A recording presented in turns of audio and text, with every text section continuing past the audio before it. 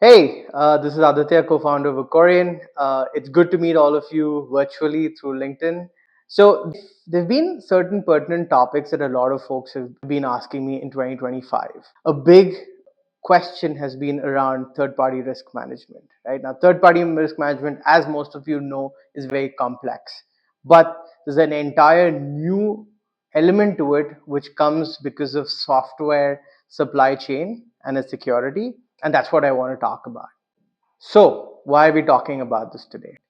Today, increasingly, these attacks are becoming a reality. If I'm an attacker of today, I'm not going to try and hit an organization directly because of the kind of controls and security measures one has. I'm going to try and see, can I have a widespread impact on many organizations?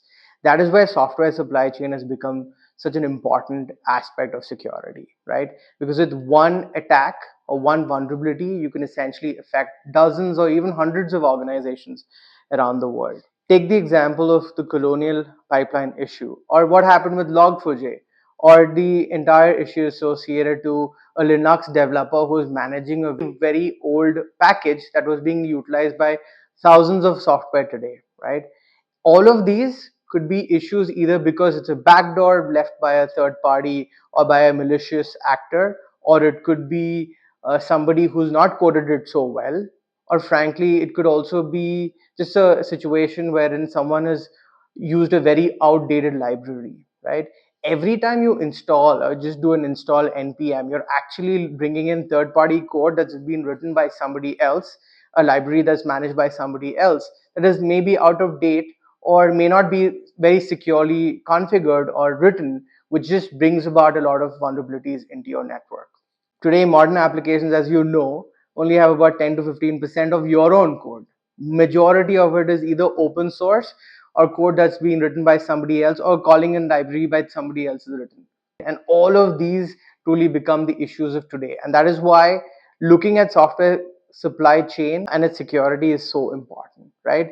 We have seen a 650% surge in the number of vulnerabilities in the space. We've seen more than 84% of code in some way or the other getting affected.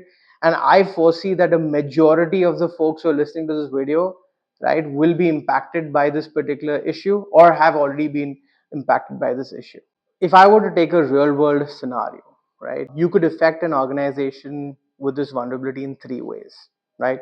One is you can infect their code either through a third party developer that they might be using, or you could compromise one of their developer laptops, or you could look at what the libraries that they're using and infect one of them, right? What you can also do is you could look at areas where open source is being utilized, right, and try and poison that entire pipe. And I'll give you an example.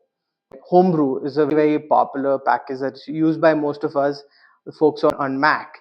And there's an example about 4 or 5 years ago where an Australian researcher made his way to start making commits very quickly on Homebrew and then became someone who actually got access to push code into production, by getting commit privileges. And this led to him showcasing that open source actually is a lot more vulnerable than you think it is. It's like, getting free puppies, right? You can get the puppy for free, but you got to manage and look after the puppy, right?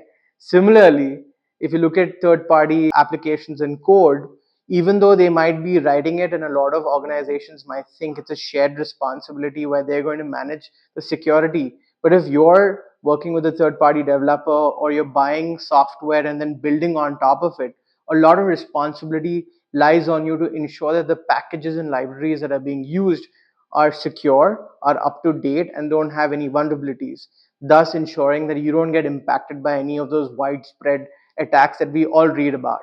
All right, so coming back to first principles of third party risk, right? If I would look at TPRM today, I truly feel that it's a business continuity issue, right? It's very important that vendors are analyzed and ensured that they're secure. And just like you're doing the same thing across your entire vendor and supplier landscape, you got to do the same thing across your software supply chain as well. Now, how does one really go about this journey, right? You, of course, can have the latest and greatest in technology, and there's some great tools out there that are doing and simplifying a lot of software supply chain. But if you're just starting out, how does one really start looking at this? I think it goes back to the first principles of security. Start with doing an inventory of your entire software, right?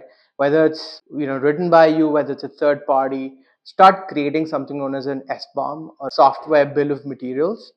What this is essentially a list of all the libraries, components that you use with the version. That's something that you can start tracking, right, as part of your vulnerability management program. If you're getting alerts from threat intel that there's a vulnerability associated to this particular library or component, you're going to get an alert because of that. So start with the basics. And how does one truly get to this? Of course, there are modern day code repositories that help generate these SBOMs automatically, or you can run something known as a software composition analysis scan, which you can get with any modern day scanner, or use open source again, right, to create your SBOM, right? This becomes your first step towards looking at a software supply chain, segregated by applications that you develop, segregated by applications that you buy, which may be third-party SaaS, or applications that you co-develop, right? We're using open source software or something that you've built on, a commercial off-the-shelf application of today. Second, looking at software supply chain in your next BCPDR drill. So next time you're doing a tabletop exercise, look at, if I'm being impacted by a library or a component that is vulnerable across one of my key applications, what happens then? It's a very, very 2025 scenario to look at. And we're advising a lot of our customers to look at these in their next tabletop exercise. Post that, it's important to look at, can I have a framework that I can refer to, right? So of course, NIST has a framework called SSDF. There's also projects like the Google's Salsa, which is a good framework to look at how can one start engaging in supply chain security, and what leveled or phased approach they can have towards making the security a lot better. And I also want to add about how modern day regulations are quickly changing. If you look at SBOMs have now become a mandate, across some industries in the US. There's an executive order also that got passed last year by White House. There's also requirements by the Reserve Bank of India. Other frameworks have started to talk about SBOM. So this is becoming a reality of today, right? And it's very, very important to look at this. And of course, there's OAuth dependency check and various other tools that one can utilize to start tracking it.